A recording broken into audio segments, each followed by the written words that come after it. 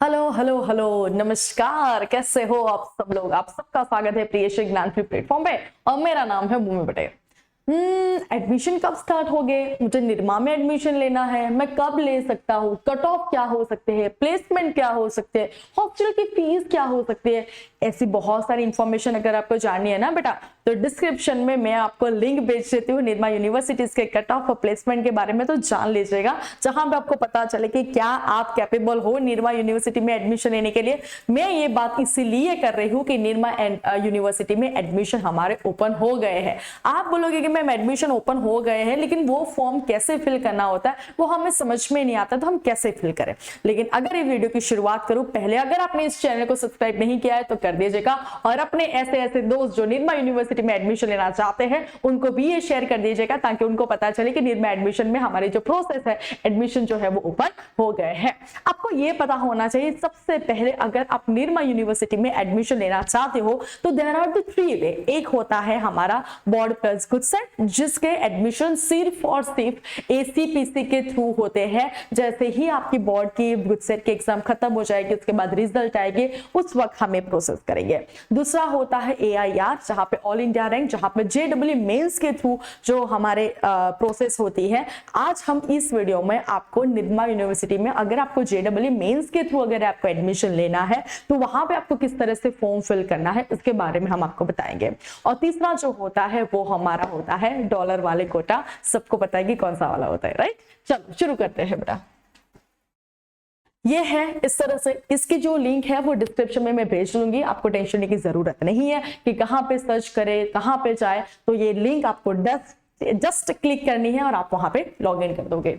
फिर आपको इस तरह का एक पूरा सा एक ओपन होगा, लाइक वहां पे आपको लिखा होगा बीटेक एडमिशन 2025। देखना भैया 24 23 तो नहीं लिखा है, 25 ही लिखा है। वो देखने के बाद आपको देखना है ऑनलाइन एप्लीकेशन स्टार्ट, और यहाँ पे लिख दिया है अप्लाई नाउ। तो चलो कर देते हैं बेटा अप्लाई नाउ, आपके लिए मैं भी कर देती हूँ, राइट? अप्लाई नाउ करने के बाद कुछ इस तरह का ओपन होगा, जहां पे आपको न्यू कैंडिडेट रजिस्ट्रेशन, ऑब्वियसली आप न्यू ही हो गए, आपका कोई वहां पे ऑलरेडी रजिस्टर तो होगा ही नहीं। आपको क्या करना है, पहले अपना नाम लिखना है, first name, last name, email address अपना लिखो, एंड फिर से अपना जो भी ईमेल एड्रेस एक बार लिखा है वो फिर से वहां पे लिख दीजिए, कंट्री आपकी लिख दीजिए, और जेडब्ल्यू रजिस्टर्ड मोबाइल नंबर, मतलब जब आपने जेडब्ल्यू मेंस का फॉर्म भरा था तब आपने कौन सा वाला अपना मोबाइल नंबर ऐड किया था वो आपको नंबर यहाँ पे लिखना है। फिर से यहाँ पे नंबर अपना लिख दीजिए, और ये जो लिखा है वो फिर से यहाँ पे कर दीजिए, और फिर आपको यहाँ से आपका ओटीपी जनरेट होगा और आपको ओटीपी टेक्स्ट आ जाएगा।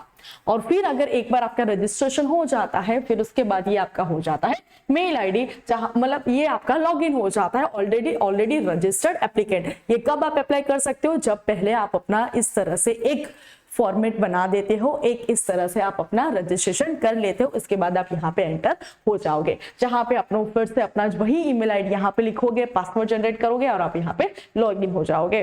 सबसे पहले ये मोस्ट इंपोर्टेंट नोट मैं आपको इसीलिए बताना चाहती हूँ कि बहुत सारे बच्चे गड़बड़ी क्या कर देते हैं। Password will be send to the registered mail ID and mobile number of the applicant. आपको क्या करना है, जैसे ही आप ये सारी इंफॉर्मेशन फुलफिल करोगे ना बेटा, तो आपके इस मेल पे आपको एक पासवर्ड जनरेट का मे बी शायद एक लिंक आएगा, और वो लिंक पे आपको टिक करके आपको अपना एक पासवर्ड वहां पे जनरेट करना है, और वही पासवर्ड आपको जब यहाँ पे लॉग इन करोगे आपको वही यहाँ पे कंटिन्यू करना है। प्लीज चेक बोथ इनबॉक्स और spam folders of your registered email ID. Sometimes ऐसा भी होता है कि हमारे जो मेल्स होते हैं ना वो स्पैम में चले जाते हैं, तो वहां पे भी आप एक बार चेक कर दीजिएगा। ऐसे ही अगर आपने रजिस्ट्रेशन किया है तो आपको लिंक आएगी ही आएगी। दूसरी बात, if you don't get a password in email, अगर आपको अपना पासवर्ड जो है वो ईमेल में नहीं मिलता है, click forgot password to resend password to your registered email ID पे फिर से आ जाएगा।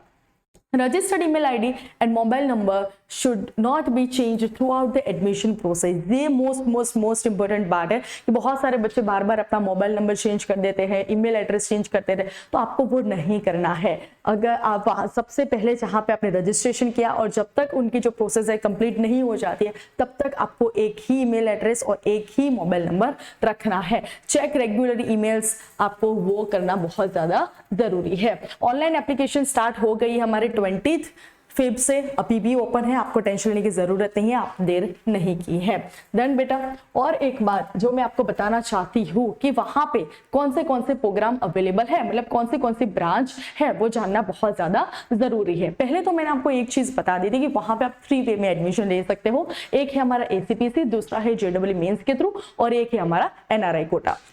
बात यह है कि यहाँ पे जो एडमिशन प्रोसेस शुरू हुए वो जेडब्ल्यू मेंस के थ्रू हुए। आप बोलेगे कि मैम जेडब्ल्यू मेंस की मुझे अभी फिर से एग्जाम देनी है, तो कोई बात नहीं, आप देना, बेस्ट ऑफ 2 जो होगा वो आपके मार्क्स कंसिडर यहाँ पे होंगे, तो आपको टेंशन लेने की जरूरत नहीं है। एसीपीसी के अभी हमारी प्रोसेस शुरू नहीं हुई है, तो आपको ये देखना है। चलो देख एआई में, तो एआई में एसीपीसी के थ्रू कितनी सीट है भैया, 20, जेडब्ल्यू 31, एनआरआई 09। केमिकल में देख लीजिए ACPC 20, JW main 31, NRI 9।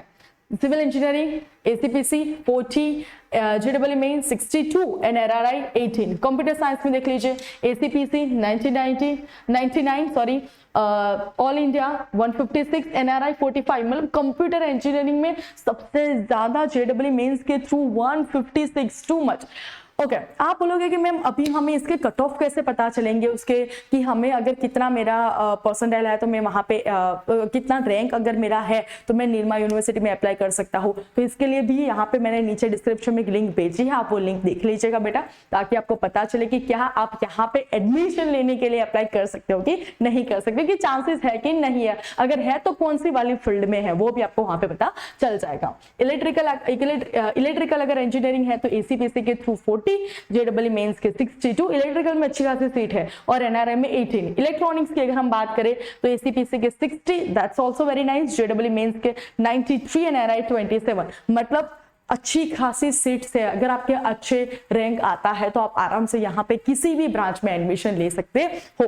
Electronics and instrumentation engineering ACPC 20, JW mains 31, NRI 09। Mechanical engineering ACPC 40, all India set 62 and NRI 18। तो यस, आपको सबसे पहले मोस्ट इंपोर्टेंट चीज बेटा यही याद रखनी है कि आपको ये पहले ये देख लीजिए कि कौन सी ब्रांच वहां पे अवेलेबल है और कौन सी ब्रांच में आपको एडमिशन लेना है। वो डिसाइड करने के बाद आपको क्या करना है, यहाँ पे फॉर्म फिल करना है, आपको मेल आएगा और आपका एक लॉगिन जनरेट हो जाएगा। तो बस इतनी ही प्रोसेस थी। अगर ऐसा कुछ नई अपडेट आती है तो मैं आपको डेफिनेटली ऑन द वे मतलब जैसे ही इंफॉर्मेशन आती है इमीडिएटली मैं आपको इंफॉर्मेशन प्रोवाइड कर दूंगी ताकि आप लेट ना हो। तो ऐसी ही बहुत ही ज्यादा मोस्ट इंपॉर्टेंट इंफॉर्मेशन के लिए आप हमारे चैनल को सब्सक्राइब कर सकते हो, नहीं करना ही है, और आप अपने दोस्तों को भी जरूर शेयर कर दीजिएगा। तो ऐसे ही नई अपडेट्स और नई इंपॉर्टेंट टॉपिक्स तो हम मिलते रहेंगे।